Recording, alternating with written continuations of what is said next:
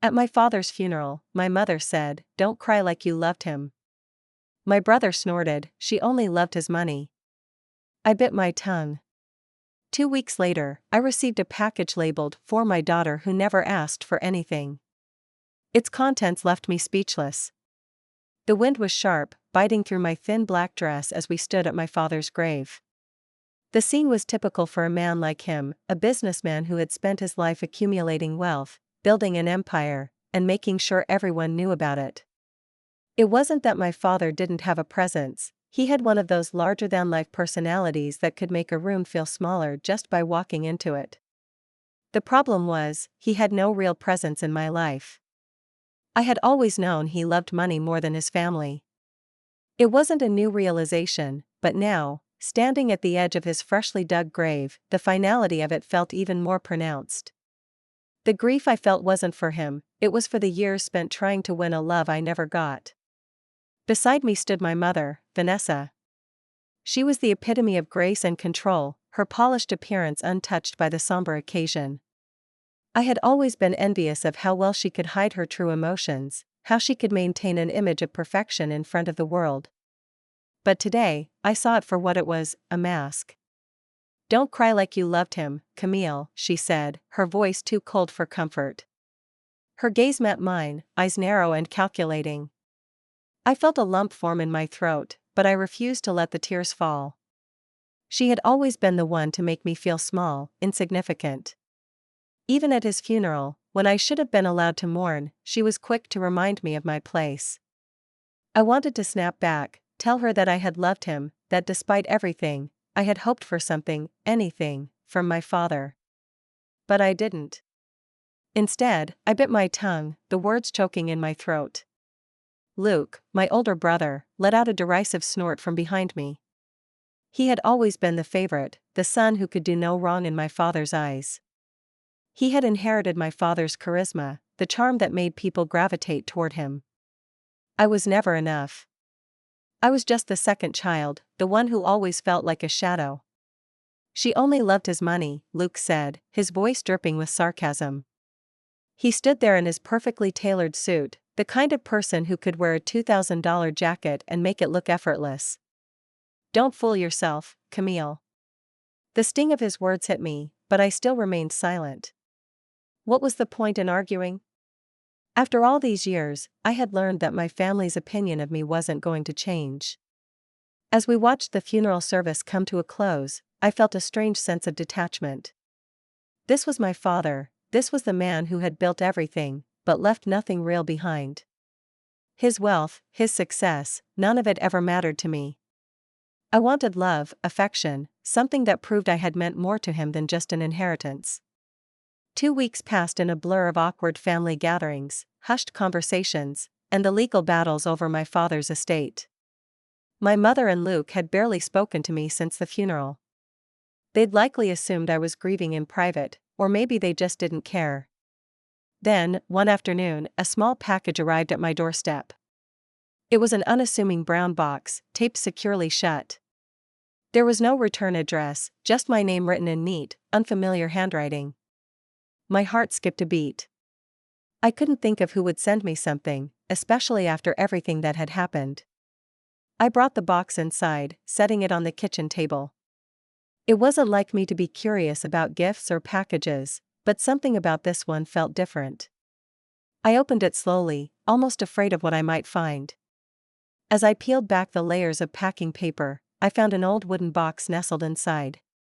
It was beautiful, the kind of thing you'd expect to see in an antique store: carved flowers, intricate patterns, and a deep mahogany color that had aged over time. I hesitated for a moment before lifting the lid. Inside, there was a letter, tied with a red ribbon. The paper was yellowed with age, the ink a little smudged. I unfolded it carefully. "Camille, I know we've never been close. I've never been the mother you wanted, and I've never been the wife your father deserved. But I wanted you to know something I've never had the courage to say before. Your father was not the man he appeared to be. He was cold, calculating, and selfish. But he loved you, in his own twisted way. He never showed it, never said it, but he did. And when he died, he left something for you, something that had always been yours, even though you never asked for it. I hope, in some small way, this will help you understand who he really was, and who I am, too. Love, Mom. The words hit me harder than I anticipated. I stood there, staring at the letter in my hand, trying to process what my mother had written. The idea that my father had loved me, even in his own strange way, was a concept I hadn't even entertained. I had spent my entire life believing I was invisible to him. But it was the last part of the letter that got me, the part about the inheritance. She was implying that my father had left me something I hadn't asked for, something that meant more than all the things I had ever wanted from him. I reached into the box again, my fingers trembling. There, beneath the letter, was a small brass key. It was old, its edges worn smooth, but it looked significant, too significant for it to just be some random trinket. What could this key be for? Was it connected to something my father had left behind? A secret he had kept from everyone? I didn't tell anyone about the package. Not Luke. Not my mother. I didn't even want to involve them. This felt personal, something that had been meant only for me. Days passed before I could bring myself to do anything about the key. It gnawed at me, a constant reminder of the questions swirling in my head. The more I thought about it, the more I realized there was only one place it could lead me. My father's office. It had been years since I'd stepped foot in that building, but I knew that's where I needed to go. I wasn't sure what I was looking for, but the key felt like an invitation to finally understand my father in a way I never had before. I drove to the office one afternoon, my heart racing as I approached the imposing structure. The building loomed in front of me, its glass facade reflecting the gray sky above. I walked inside, passing the marble floors and the sleek modern decor. The receptionist, a young woman with a bored expression, barely looked up when I mentioned my father's name. She gave me a brief nod, allowing me to pass. When I reached my father's office on the top floor, I felt a strange sense of nostalgia mixed with dread. It was exactly as I remembered it: dark wood, expensive art on the walls, and that same overpowering scent of cigar smoke that lingered long after he had left. The desk was just as immaculate as it had always been, the papers neatly stacked in a way that suggested he had never left. But there was something new. A small drawer, locked, tucked away in the corner of the desk. I had never noticed it before. It wasn't large, but it was out of place. I knelt down, inserted the key into the lock, and turned it. The drawer opened with a soft click, revealing several envelopes. My hand shook as I pulled them out. One envelope stood out. It was thick, with a wax seal, and when I opened it, I found a will. But this wasn't any ordinary will. It was new, drafted just weeks before my father passed away. My eyes skimmed the pages, and with each word, the realization hit me like a ton of bricks. My father had left everything to me. The house. The business. The money. Everything that had ever belonged to him was now mine. And the best part? My mother and Luke weren't mentioned once.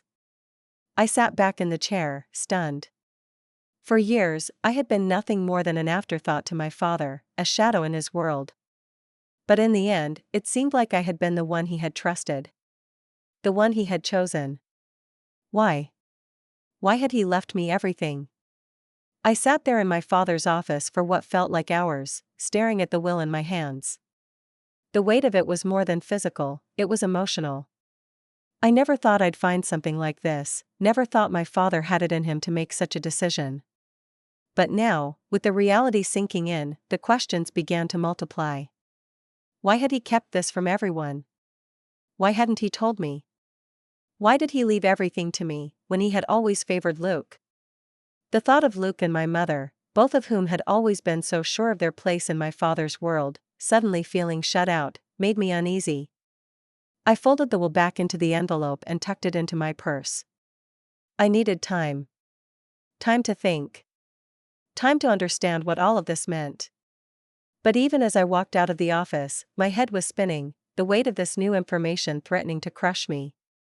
The drive back to my house felt like a blur. I didn't even remember how I got there, but before I knew it, I was parked in front of my front door, my heart still racing. I sat in the car for a long moment, trying to calm myself, trying to understand what to do with the knowledge I now carried. What do I do with this power? This legacy? I had spent so much of my life feeling invisible, unseen, unheard. I had spent years watching my brother be the golden child, the one who always knew the right thing to say, the one who always got my father's praise and affection. I had become accustomed to being second best.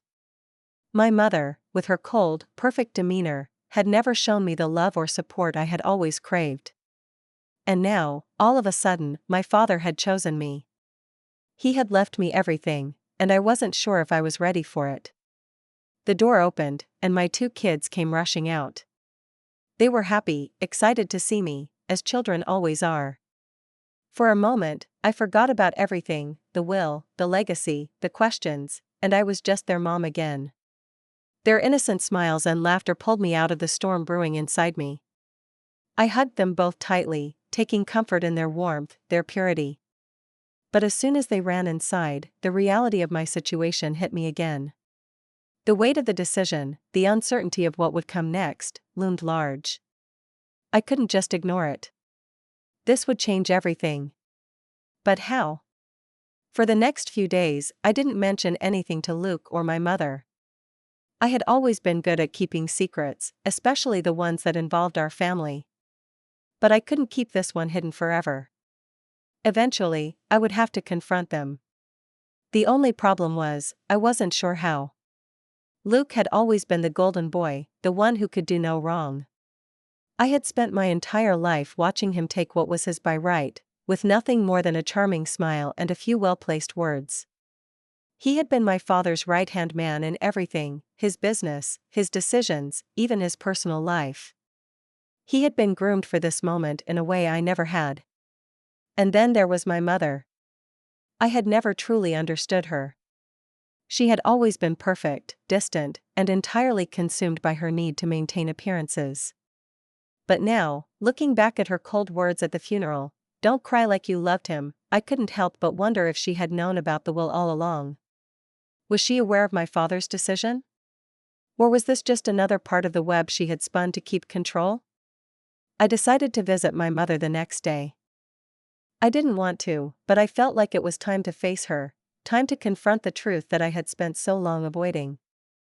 I drove to her house, her pristine, well-maintained home that always seemed so untouchable, and stood outside for a moment, collecting my thoughts. She greeted me at the door, as always, with that perfect smile, her makeup flawless, her hair impeccable.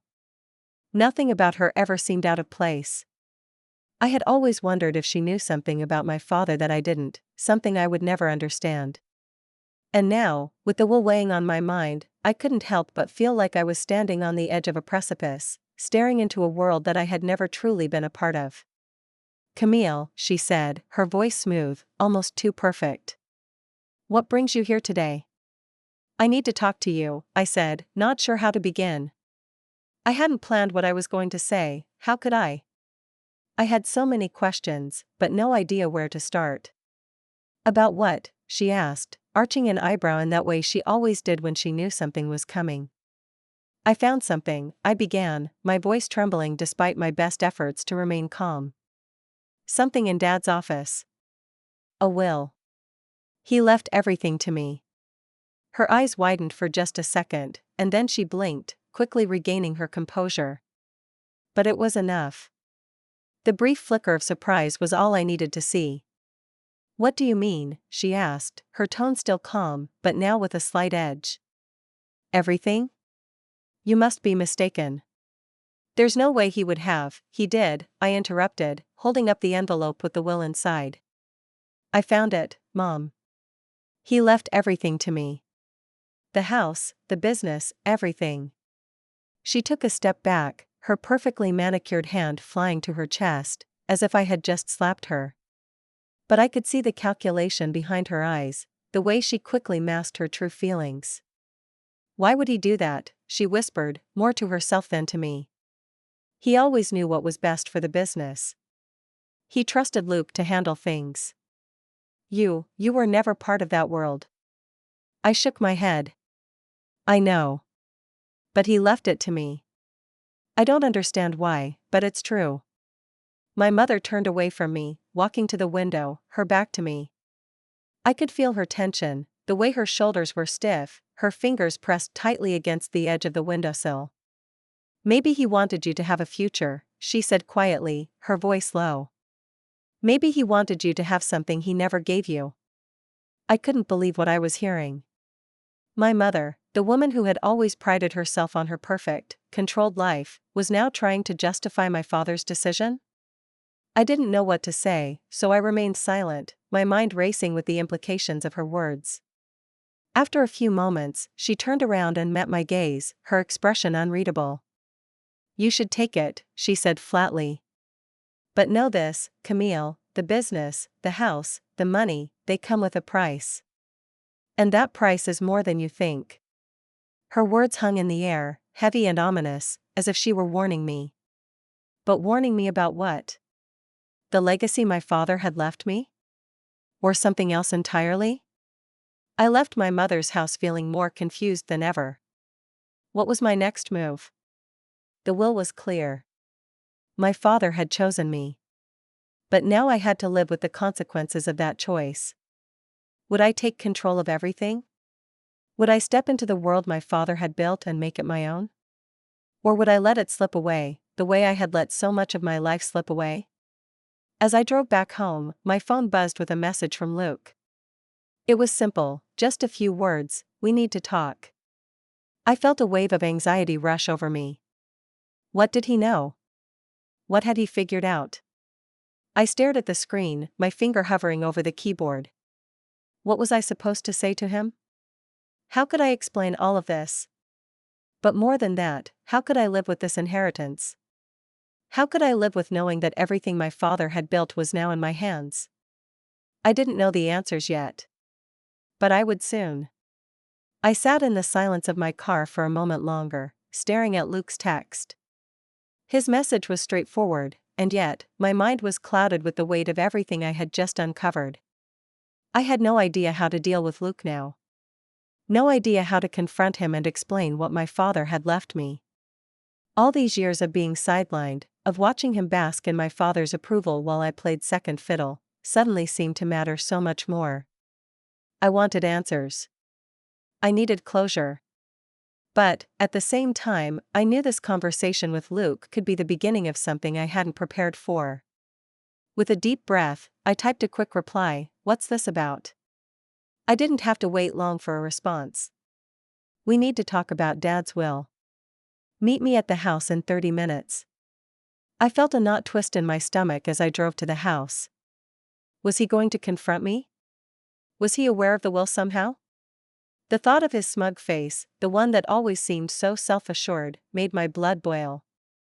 After all these years of watching him get everything handed to him, what would he think when he found out I had inherited everything?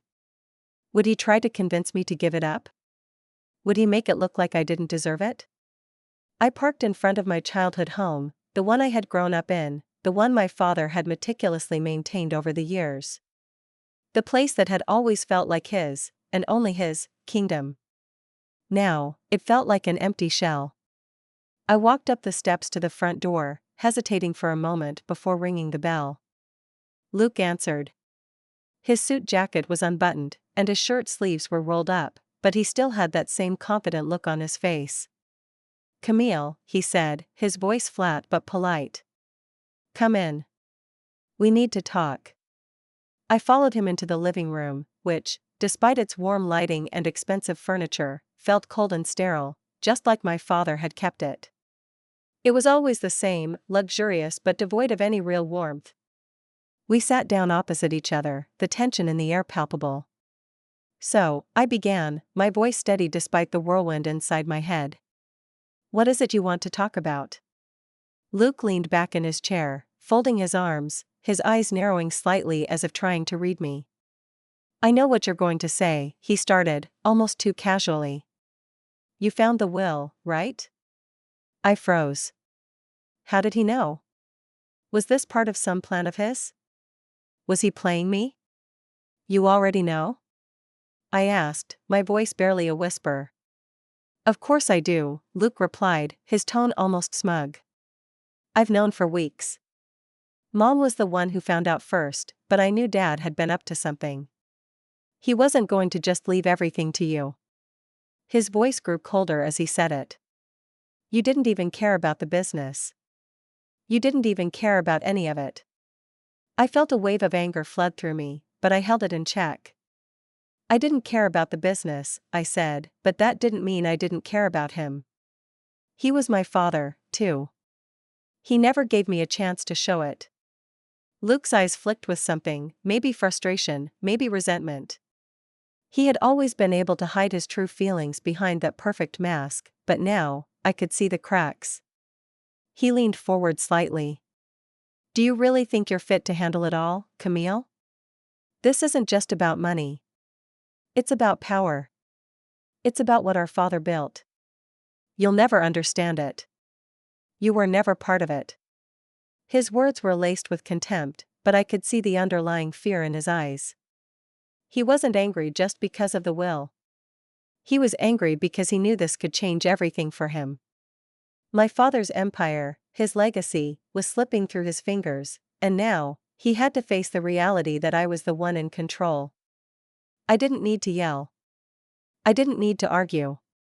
I simply looked at Luke, steady and calm. I'm going to take it all, I said. The business, the house, the money, it's mine.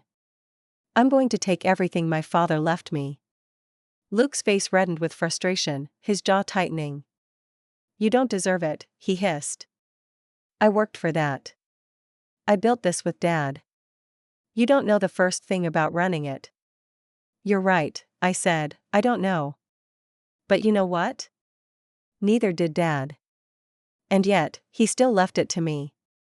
I'm not just taking it because it's mine, Luke. I'm taking it because I deserve a chance to prove myself. Just like you had yours. The words hung between us, and for the first time I saw Luke falter.